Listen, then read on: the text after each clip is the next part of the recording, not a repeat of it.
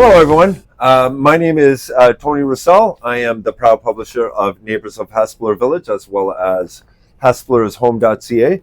And today I am here with Wisam Behno from PetroKing, aka Sam. Sam, welcome today. Well, thank you. Thank you for coming. Yes. It was nice to see you.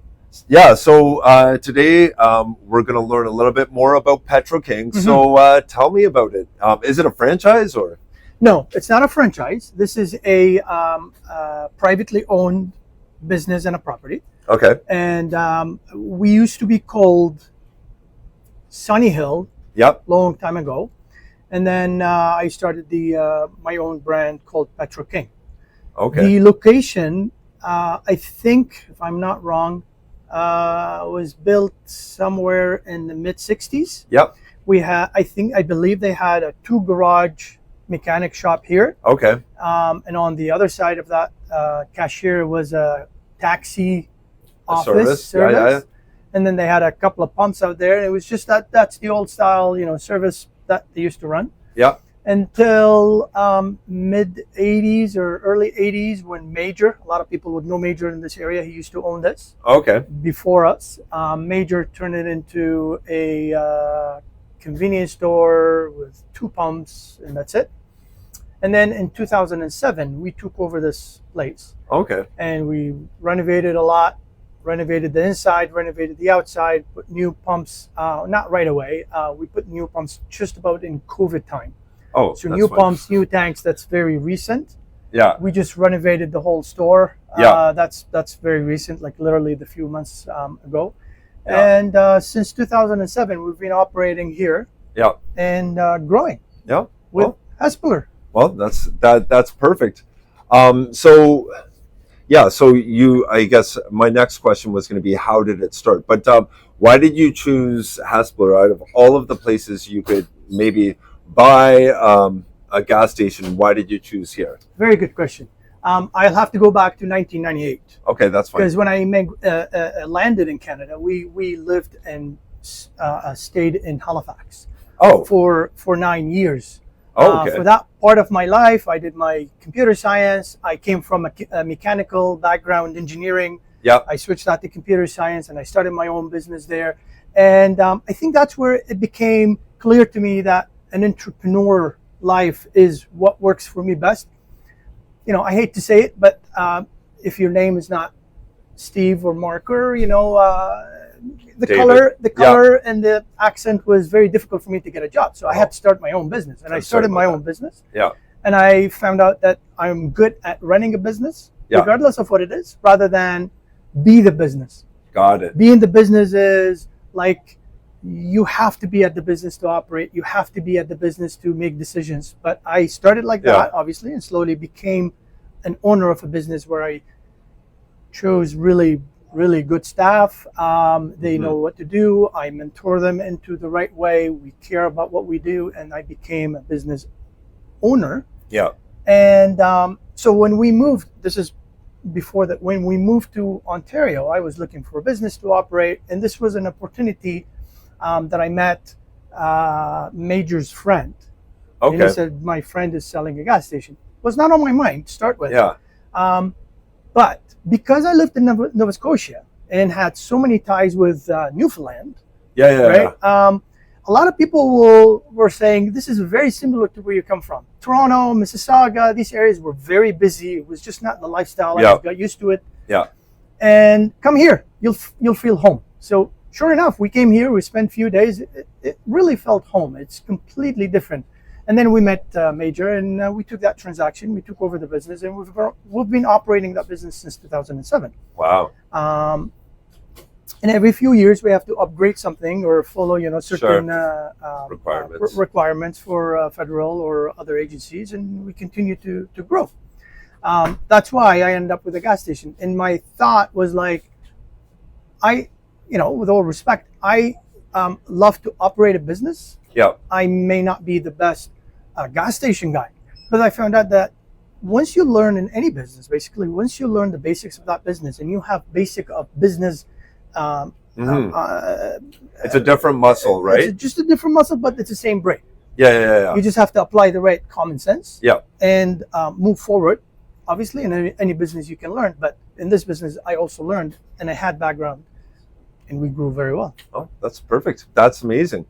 Okay, so full serve. So I know you were alluding to the fact that you were, you were in Nova Scotia for like 9 years, and you were somewhere else before that. Right. I'm not sure if you missed the memo, but full serve is something that happens only in the 1980s and 90s. So True. Now with it being 2026, why are you guys doing full serve? You're right. I missed the memo. So, yes, when I took over here, the first thing was on my mind is like, what is this full serve? Extra labor, too much work. It's extremely difficult in the winter, by the way. Yeah. Extremely difficult in the summer as well. Yeah. And sometimes we get overwhelmed with lineups or very busy, and we had to work running between cars. And my staff, at many points at the beginning when I started, it's like, why do we do this? Why do we do this? This is not right. Every gas station is Self-serve. Yeah. But when I spend my own time here, and I worked for 5, 6, or 8 years, and I get to know all the Hespeler family, the same people that come every few days. We see them, we talk to them, we understand the story. They know us. We know them by name. Many of you probably know us by name, Nancy, Ezel. I said, no, I can't. We had a couple of bigger gas station approached us to say, hey, you want to turn into self-serve? We can help you out with, or Shell or something like that. One of them. I couldn't do that. I loved what I do. I loved being outside. I loved being with people. I loved to, otherwise you'll be sitting behind the desk waiting for people to come in. Here's the $20 and leave, right? Yeah. It's not the same. Yeah. And we kept it full serve. Now, also I have to mention that because we have a very heavy propane station. Yep. Behind us, which is going to be the next question. Yeah. The full service person is needed. Yeah. And that's why we're going to stay full serve forever. Yeah. 30% of his time will be spent at the propane, 70% pumping, and because we have two, the other person is out inside handling service, handling the inside transactions. Yeah. Well, I remember when I kind of came to Hespeler back in 2019 when I started getting involved with the magazine. I remember showing up here and I was just so shocked, like my jaw hit the floor. I was like, what? And I appreciate everything that Nancy and the others do, because in the winter I don't want to get out of my car. In the boiling heat, I'm okay inside my little vehicle or whatever. Right. And so I appreciate the fact that she takes the hit for me, and it just it's kind of a nice value add, and it's kind of like that white glove approach that you don't get in some of these other things. Absolutely. And so it was very refreshing. So yes, and I have to also mention that a lot of the clients, and I call them clients, I don't call them customers, because we have a relationship with them. Yeah. For years and years. A lot of them are, I would say, the majority or more than half are females. Okay.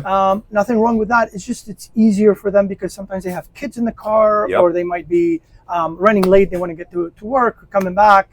Either situation, we're out here taking care of it. So it's good for of course it's good for dads and single people, but it's appreciated by moms, a lot. especially if the baby's in the back crying and yes kids are fighting. So, yes, because imagine you've got two little ones in the back and you got to carry them out and bring them all the way inside the store. But we're here, we're pumping, we're handing you the machine, you pay at the pump, and you're on your way. And sometimes they even ask us, can I get a can of Red Bull or like a smokes or chips or something else? Yeah, well, we'll help you out. We want to make it easy for you. Delivery. As well. Right. And it's all free. It's all free. That's amazing. Yes. Awesome. Okay. So just you mentioned the propane. Right. So that is exclusively only for your barbecue, right? No. What?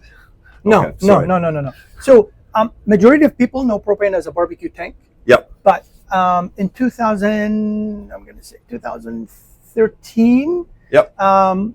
Aside from filling cylinders from any size, literal camper, barbecue, RV tanks, all the way to bigger 100-pounders for heaters and construction. Yep. We started certifying tanks. We got specific licenses here. There's only 2 or 3 of us that in Ontario do this. What? And we certify tanks. Yes. So if a tank is expired, please do not just dispose it. There is a proper way to dispose it, but instead of disposing it, especially the more valued tanks, the 30-pounders, 100-pounders, 40-pounders, aluminum, boat, sailboat tanks, forklift tanks, these are expensive tanks, and they mean nothing, or they have no value when you dispose them or expose them to, or give them to recycling place, right? You might get a couple of dollars for it, but that's not the point.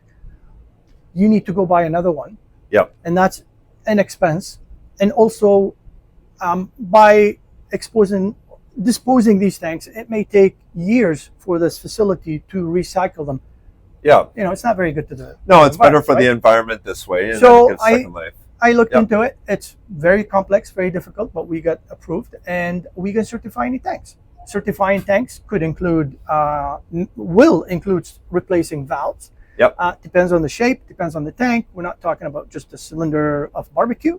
So some tanks have 3 or 4 or 5 different parts that have to be replaced. And once we do that, we inspect it, we stamp it. You'll get another 10 years life on that same cylinder. Okay. And then you can fill it here or anywhere else. Well, that's We'd like cool. you to come here to fill it. Yeah. Okay. All right. Well, that's good to know. Okay. So my next question. Oh, and I forgot to ask you this about when we were talking about gas. This is a curiosity question, and Petro-Canada, Pioneer, Shell, and Esso, they don't always get back to me on stuff like this.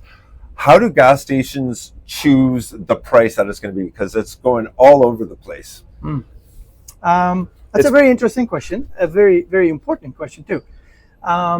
So I'll take you from the roots of the network. Okay. There's a refinery.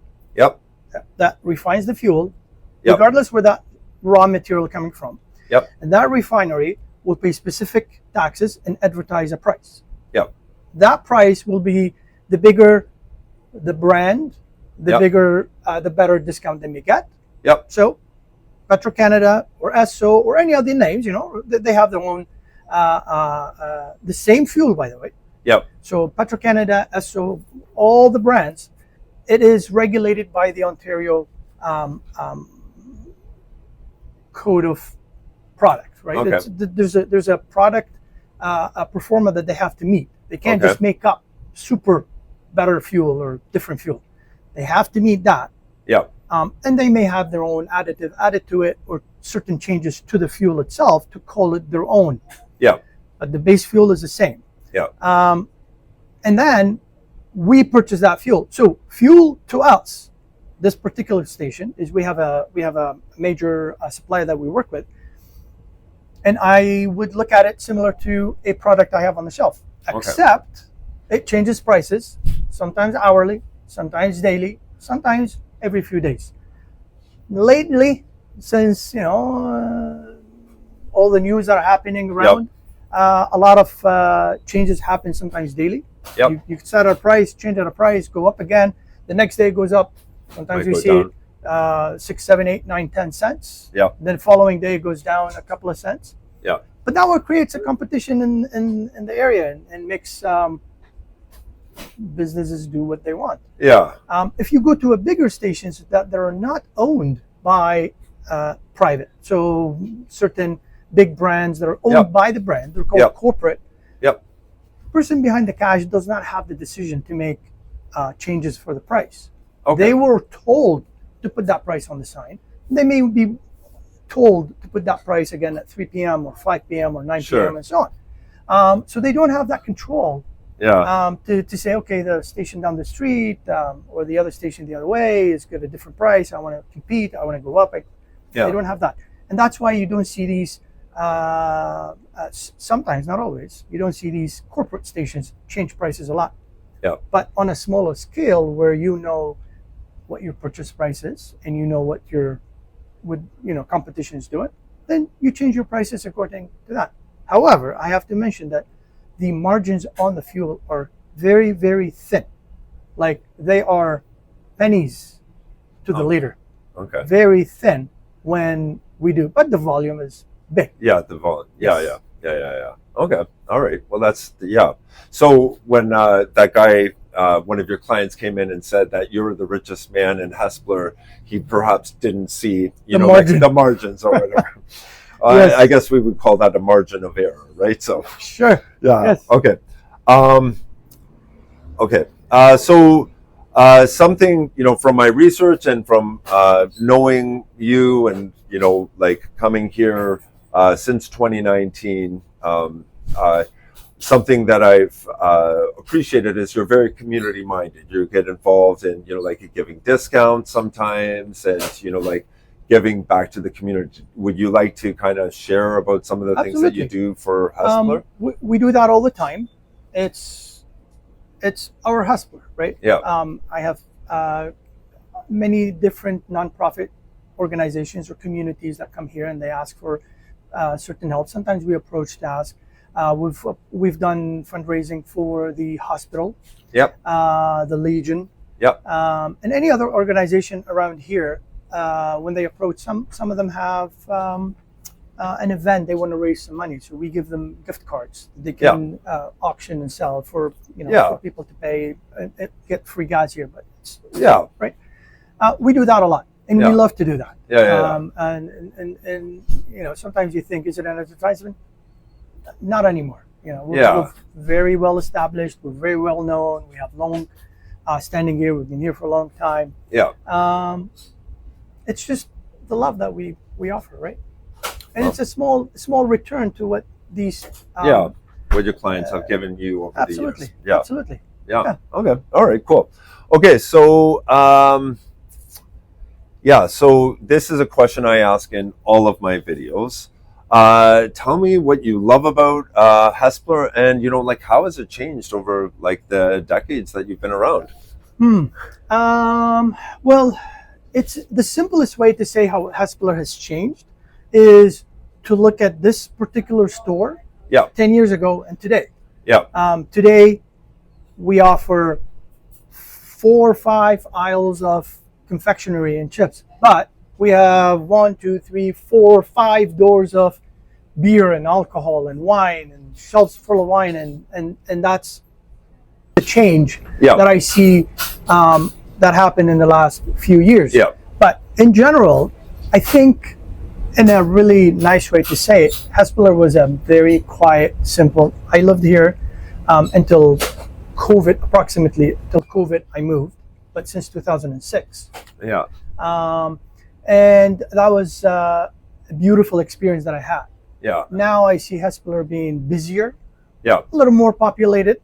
Right. Oh, definitely. And it's a good and a bad. It's in a good way There's and a bad way, right? You get the positive where you get more businesses flourishing, i.e., this business has climbed up because of more population, obviously, and not just that, because of the service we offer, unmatched, I have to say, unmatched service, and because of the competition we have, it creates all this traffic in here. And I have to mention that we love competition. It's never a no. It's actually a lovely thing. However, the competition is what made us be better. Because we shine at what we do, and we work outside, and we offer something that other competition can't. Obviously, you started your conversation with that, and you know that. We offer exceptional service. We offer the relationship. But with that being said, I still see new clients come in here on a daily basis that I haven't seen in ever. Nancy kept telling me, hey, we had 2 new people today. This is different than 10 years ago. I've never heard we got 2 new. When we have someone new, we would go say, hey, welcome to PetroKing. But today there's 2 or 3 new people that come in here the first time. Hey, we have people coming from Kitchener, Cambridge, Guelph, because of the propane certification. We have also people come from Windsor all the way to Oshawa, Woodbridge, Mississauga. That's for that. But for the gas, I mean, you know the prices. We offer very decent, very competitive pricing. It's not the most expensive by a long shot. No. So we try our best, and these are the deals I make with my suppliers, so we can bring in better prices. Yeah, we grow, they grow as well. Yeah, my suppliers, and together we offer better service, better pricing. Yeah. Okay. Perfect. But I would love to see Hespeler continue to be strong. Yeah. Hespeler. I've had numerous people come here. They ask for something very simple help. You know, sure, I'll get on my truck. I'll come to your home and help you pick up that fridge and put it. That's Hespeler. You don't find that in anywhere else. Yeah. And I'm truly saying this because I love where I am. I love the people. We've had long relationship with them. Mm-hmm. And there are so many times where people call in and say, hey, I see you trying to fix something. I've got a tool that helps you. You don't find that everywhere. Yeah, right? it's it definitely has that small town feel to it, where people are looking out for each other. So okay. That's the interview. The last